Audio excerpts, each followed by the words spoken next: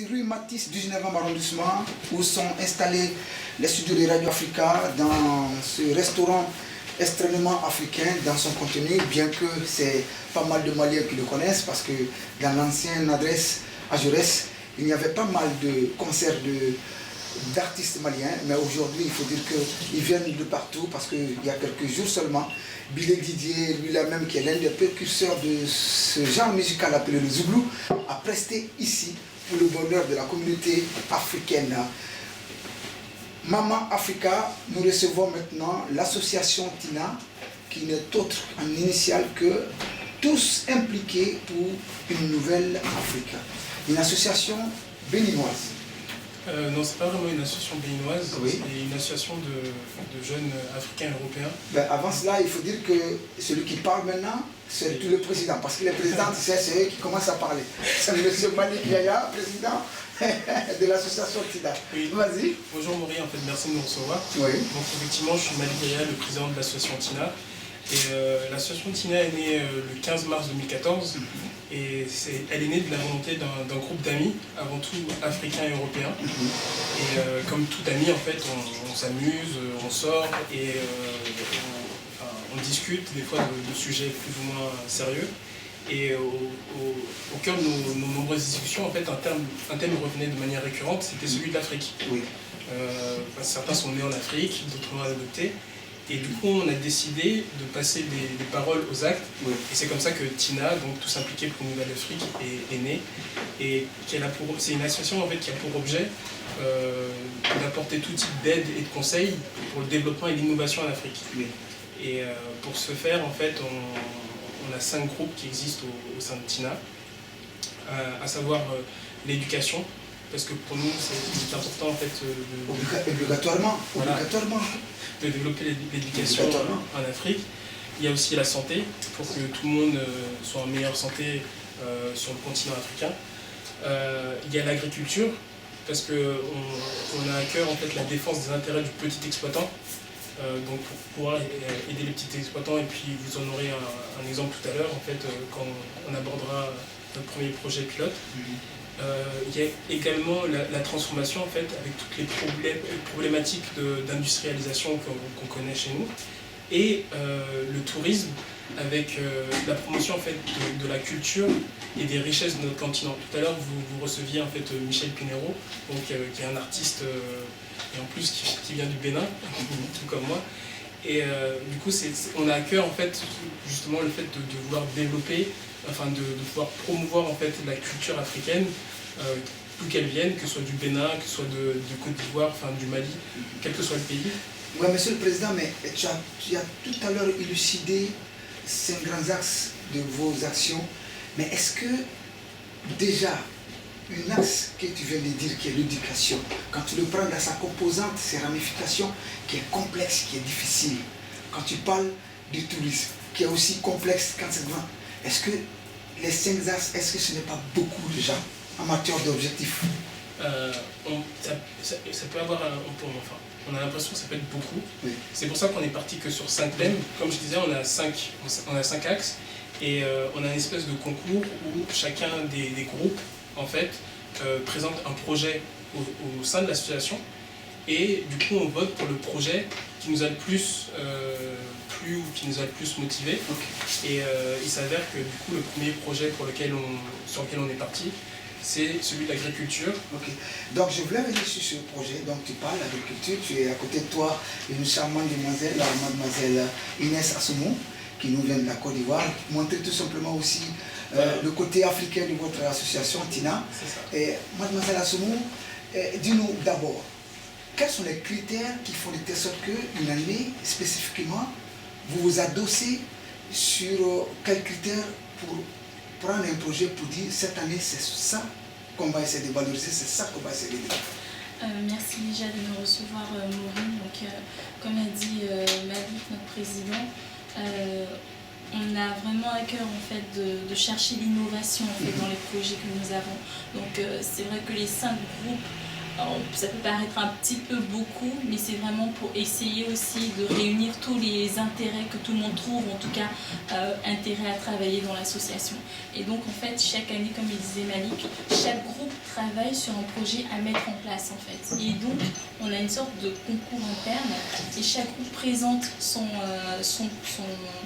projet et on vote pour le projet qui nous séduit le plus et qui semble le plus réalisable. Et c'est comme ça que nous avons voté pour le groupe agriculture en fait. Tout le monde vote pour le projet qui lui... Et ce projet d'agriculture, c'est dans quel pays? Alors le projet est mené au Bénin, à Glazoué. Alors pourquoi le Bénin? Parce que c'est une association africaine, on le rappelle. Le Bénin parce qu'en fait c'est pour la faisabilité en fait, du projet. Nous avons une membre en fait, qui est déjà sur place au Bénin et également nous avons quelques membres qui sont béninois et qui avaient beaucoup plus de contacts au Bénin. Donc pour un premier projet c'était beaucoup plus facile de travailler au Bénin. C'est pour ça que nous avons choisi le Bénin comme lieu en fait. Ouais, mais quand ça arrive, qu'est-ce qui se passe? Vous avez une ramification de votre association là-bas, ou bien même que ici vous décidez à partir sur le terrain? Parce que c'est extrêmement important d'envoyer des moyens, mais aussi de suivre aussi votre action. Exactement, c'est quelque chose qui peut peut-être nous être reproché, le fait que nous sommes en majorité en France, mais nous croyons vraiment que ça ne doit pas nous arrêter en fait de mener des actions. Et donc ce qui se passe, c'est que là nous avons choisi le Bénin. Certains membres en fait se sont déplacés effectivement pour se rendre sur place, pour parler aux agriculteurs et pour leur montrer que nous ne sommes pas juste en fait des voix ou des messages qu'on on va parler, et que nous sommes que derrière tout ça en fait, il y a des personnes qui les suivent et qui les soutiennent vraiment. Monsieur le Président, c'est Malik. Il y a quelque chose qui me... C'est cette question que je pose chaque jour. C'est vrai que les associations sont pignon sur rue. Et c'est vrai que les projets, de par leur pertinence, de par les problématiques que l'Afrique a dans plusieurs secteurs socio-économiques, le nerf de la guerre reste les moyens. Comment vous faites de telle sorte que, si vous choisissez un projet, comment vous l'accompagnez? Au-delà de votre passion, ou au-delà même déjà de vous donner à bras le corps de façon physique et de façon intellectuelle, comment vous accompagnez ce projet? Justement, comme vous l'avez fait remarquer, le nerf de la guerre, je dirais même, c'est l'argent, en fait, oui, pour pouvoir mener à bien un projet. Et ça fait aussi partie en fait, des critères en fait, quand un projet, enfin, quand chacun des groupes présente un projet, l'un des critères aussi c'est la faisabilité, donc il y a l'argent en fait. C'est-à-dire est-ce qu'on va devoir dépenser beaucoup de fonds pour pouvoir mener à bien ce projet, parce que effectivement on est une nation jeune, on a un petit peu plus d'1 an, et donc on n'a pas encore de fonds, ou quand on essaie de récolter des fonds, on le fait via certains événements. Des activités. Voilà, des activités. Et donc l'année dernière, on a eu à faire une soirée caritative pendant laquelle il y avait plusieurs invités, ce qui nous a permis de récolter certains fonds. On fait aussi appel à des dons, c'est-à-dire qu'à travers nos différents réseaux sociaux, que ce soit notre WordPress ou notre page Facebook ou encore notre compte Twitter, en fait, on fait appel à des dons, donc certaines personnes répondent à ces dons. On a aussi plusieurs, enfin pas plusieurs, mais on a fait 2 assemblées générales pendant lesquelles en fait elles sont ouvertes, donc des personnes qui sont intéressées en fait par l'Afrique peuvent venir à ces assemblées générales, et quand elles nous écoutent, si elles ont envie de donner, elles donnent aussi de l'argent. Et du coup, pour le projet que nous sommes en train de mener, il y a aussi la plateforme KissKiss.bank, donc qui est une plateforme de crowdfunding qui nous permet en fait de récolter des fonds pour le projet que nous sommes en train de mener. Je tiens à rappeler que le crowdfunding, c'est un peu l'appel de fonds qu'on met sur Facebook pour que d'éventuelles personnes vous aident, pas de façon virtuelle, ce qui est aussi la version française de KissKiss.bank, si je voilà, c'était pour le rappeler. Mais je voulais dire, aujourd'hui vous êtes tous des jeunes Africains ici, au-delà de cette association, vous êtes des étudiants, vous apprenez. Est-ce que vous pensez de plus belle à ce retour sur le continent, parce qu'on a parlé aujourd'hui du retour de cette jeunesse formée, parce qu'on dit que le problème du continent aujourd'hui, c'est parce qu'il n'y a pas de gens trop formés. Est-ce que vous pensez au retour au pays? Que ce soit Inès, que ce soit le président, ça n'a rien à voir avec l'association. Donc je parle pour ma part, et puis je laisserai la parole ensuite à Inès. Pour ma part, oui, il y a cette volonté aussi de retourner sur le continent. Et en fait... La dernière fois que tu étais au Bénin, c'était quand? C'était en 2012. Ah, il y a un peu longtemps quand même, hein. Ouais. Là, c'était un peu grâce. Ouais, là, ça fait 3 ans, effectivement. Mais avant ça, en fait, chaque année, je rentrais au pays. Mais là, je compte y rentrer bientôt. Et en fait, le fait d'être au sein de cette association, quand même, ça me permet justement de rester en contact avec le continent. Parce que je m'informe sur sur ce qui s'y passe. Et le fait de pouvoir aider à travers cette association, ça me permet d'être en lien avec ce continent, le continent qui est le mien. Comme ça, le jour où je décide de rentrer, je suis au fait de ce qui s'y passe. Tu as tout l'élément pour vraiment t'y installer de façon professionnelle. Voilà. Donc, pour le moment, je suis là pour encore acquérir certaines connaissances, compétences. Et quand l'ordre aura sonné, je serai prêt à rentrer et aider le continent. Mademoiselle Inès, vous êtes prête à rentrer, à aller servir à Boisseau, à Bois-Cling, à Coloro? Donc, un petit peu comme Malik, c'est vrai que l'association nous a permis, et là je parle un peu pour nous tous parce qu'on a eu l'occasion de discuter, que ce soit des Africains ou des non-Africains, de prendre conscience en fait de l'importance de ce continent-là et des choses qui sont à faire. Et c'est vrai que, comme on dit, le voyage forme la jeunesse. Et donc on est en train d'être formé, on a vraiment ce désir également de retourner sur place pour mettre la main à la pâte et travailler avec les personnes sur place.